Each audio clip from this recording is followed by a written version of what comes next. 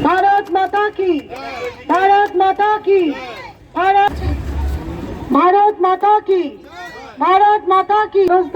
मनोज दाके এখন উত্তরীয় পরিয়ে সম্মান জানাচ্ছেন কেয়ারি। माता की, भारत माता की। আমি ওনাকে একটা কথা বলছি, ওনার কথা না আমার কোনো জবাব দিতে ইচ্ছা করে না, কারণ উনি হচ্ছেন একজন জঙ্গি সন্ত্রাসী দেহাদি তালিবানিদের উনি হচ্ছেন লিডার। ফিরহাদ হাকিম সাহেব, আমি নাম ধরে বলছি, উনি জেহাদিদের লিডার। তাই না হলে উনি কখনো বলতে পারে না জেহাদিরা যে কথা বলেন ইসলাম ধর্ম গ্রহণ যারা না করবে তাদের কতল করা হবে।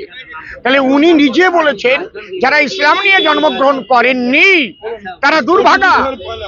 উনি নিজে বলেছেন যে কলকাতাকে মিনি পাকিস্তান করবে। উনি নিজে বলেছেন যে কলকাতা আর 10 বছরের মধ্যে উর্দু ভাষা হবে। উনি নিজে বলেছেন যে আমরা সংখ্যালঘু থাকবো না, আমরা সংখ্যাগুরু হয়ে যাচ্ছি।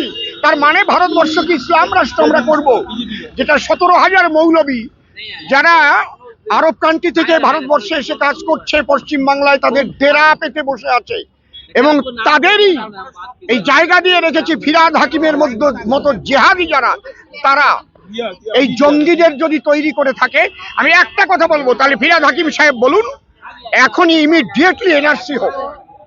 এনআরসি হলে বোঝা যাবে উনি কেন এনআরসির বিরোধিতা করছেন। তাহলে উনি কেন সি এর বিরোধিতা করছেন? উনি জানেন এনআরসি হলে ওনার ঘরের মধ্যে যে জঙ্গি দলগুলো লুকিয়ে আছে, যাদের voter card, Aadhaar card, PAN card, ration card করে দিয়েছেন উনি এবং ওনার দল, তারা সব ধরা পড়ে যাবে। উনি এনআরসির বিরোধিতা করছেন কেন, এর জবাব যদি উনি দিতে পারেন তাহলে কালকেই আমি ভারতীয় জনতা পার্টি ছেড়ে দিয়ে নাকে খত দিয়ে চলে যাব, উনি যদি আমার কথার জবাব দিতে পারেন। অনুপ্রবেশকারীদের বাইরের রাজ্যের পুলিশ এসে ধরতে হচ্ছে বা পশ্চিমবঙ্গ পুলিশ তো কেনা গোলাম হয়ে গেছে অধিকাংশ। পশ্চিমবঙ্গ পুলিশকে ভয় দেখিয়ে দেখিয়ে দেখেন, যে একটু উচিতবাদী হয় তাকে এমন জায়গায় ট্রান্সফার করে দেয়, এই জন্য ভয় পায়। তাদেরও তো বউ ছেলে মেয়ে আছে না। পুলিশ খারাপ নয়, পুলিশকে ব্যবহার করা হচ্ছে এই জঙ্গি কার্যকলাপে, যাতে তারা নিষ্ক্রিয় থাকে, তারা যেন কোনো রকম ধরপাকড় না করে। এই জন্য এক্ষুনি চাই এনআরসি। এনআরসি যদি হয় তাহলে এই জঙ্গি এবং যারা অনুপ্রবেশকারী তারা কিন্তু ধরা পড়ে যাবে।